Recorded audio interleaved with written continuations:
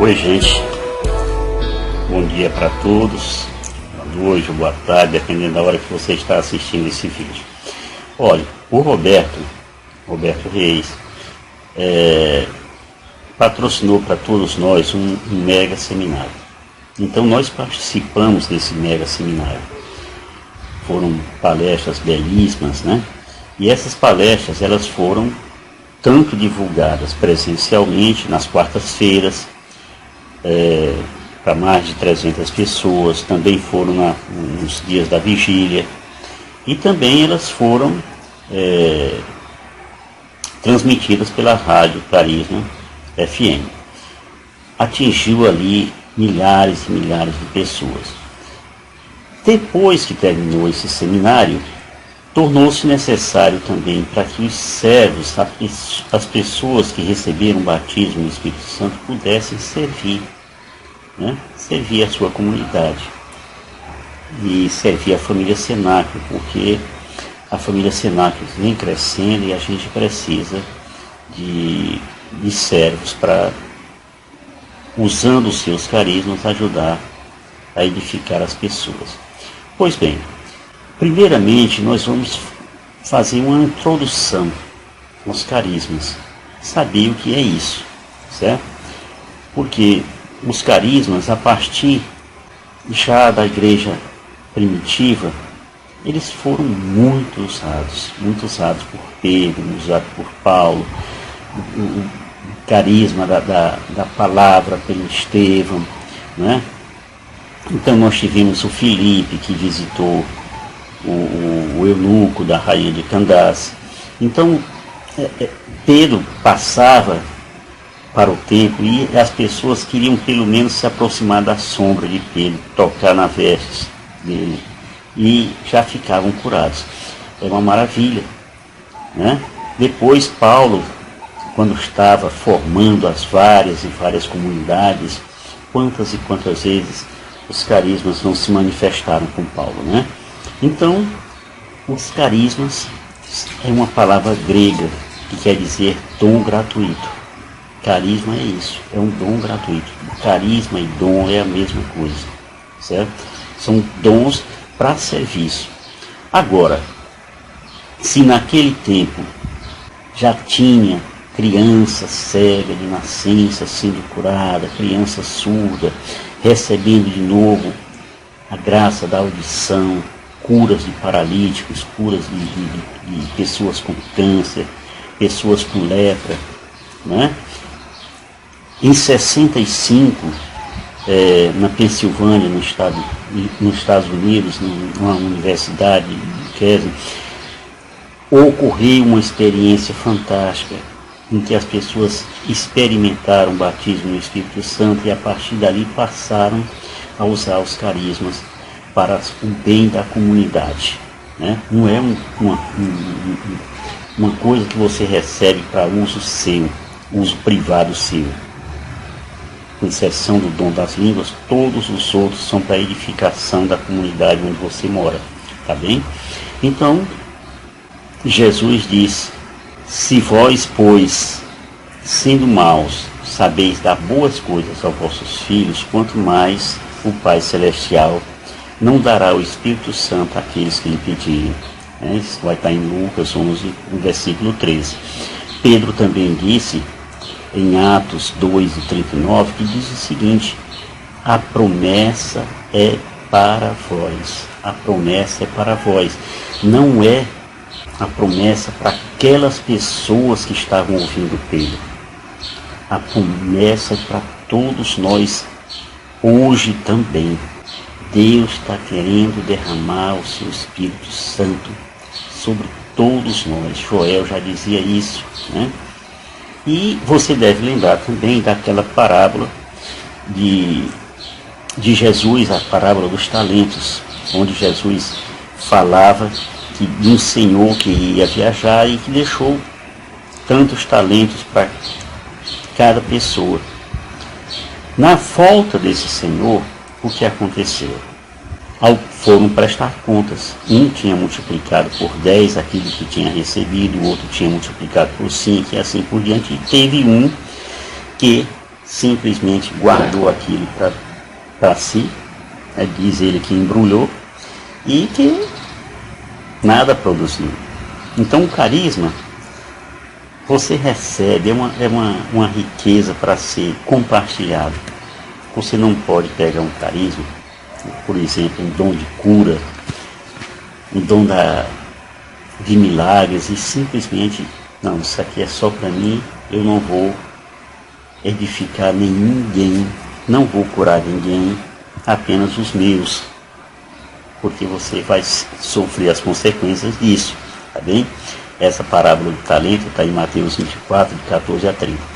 Olha, nós tivemos sempre uma questão de saber como são esses dons. Então nós temos os dons infusos, que são aqueles que estão para nós, são aqueles que estão gravados em nós, para nossa própria vida. E temos os dons efusos, que são aqueles que a gente recebe para edificar a comunidade, para serviço, não é para guardar, tá certo? O dom infuso é aquele que vem de fora para dentro, e os dons efusos são aqueles que estão dentro, que tem que ser para fora, tem que ser colocados a serviço, tá bom?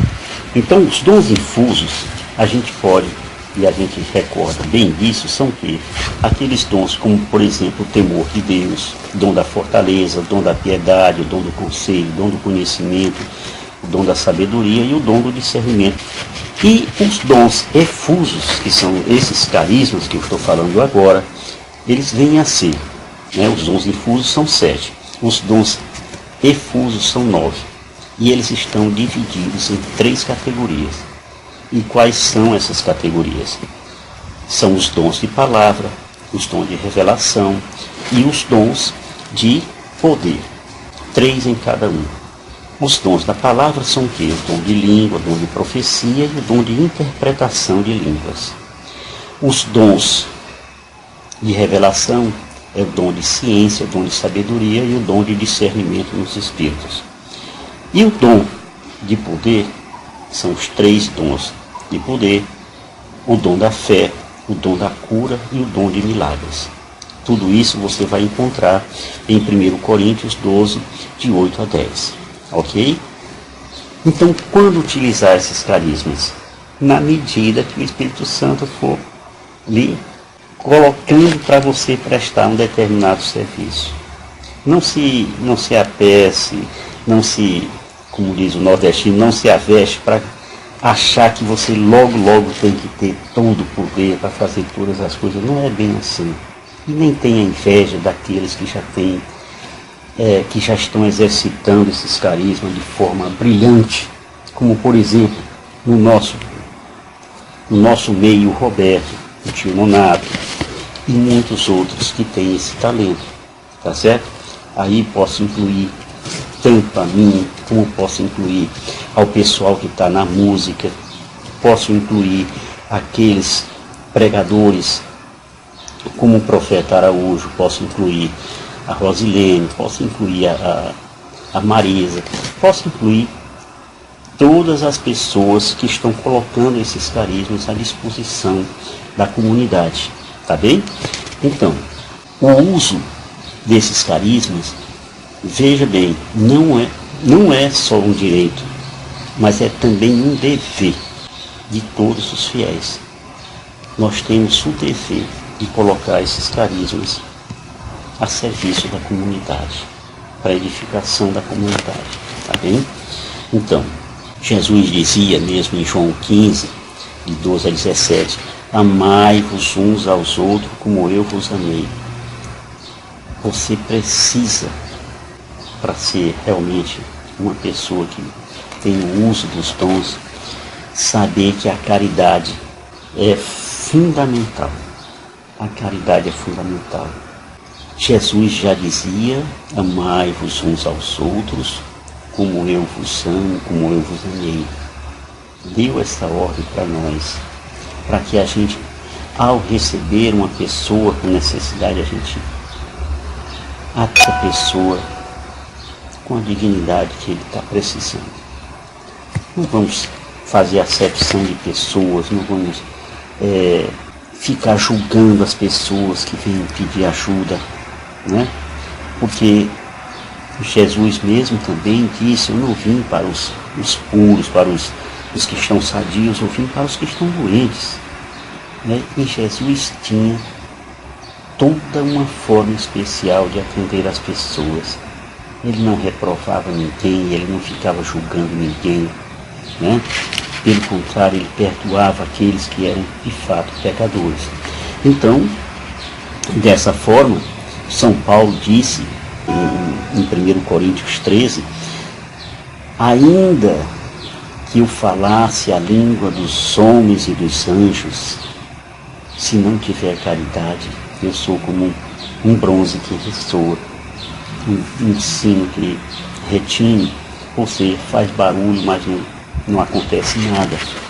É apenas o uso do carisma para a própria vanglória da pessoa, tá certo? Empenhai-vos então em buscar a caridade, 1 Coríntios 14, 1.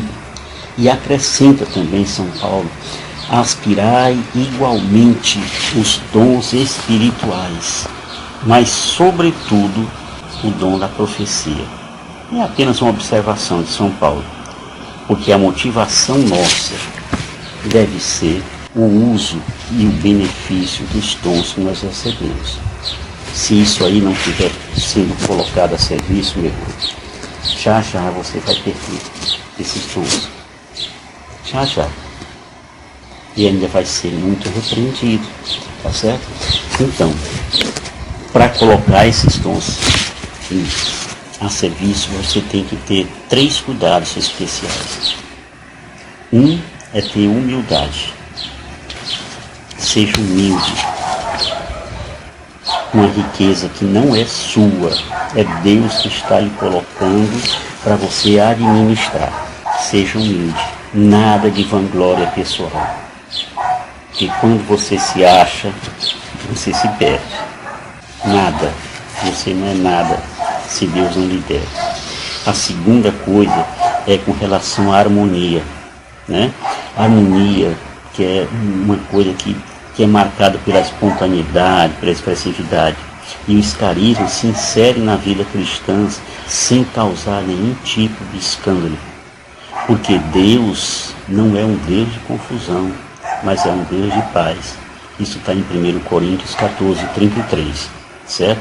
A terceira coisa que você precisa levar em consideração no uso dos carismas é ordem.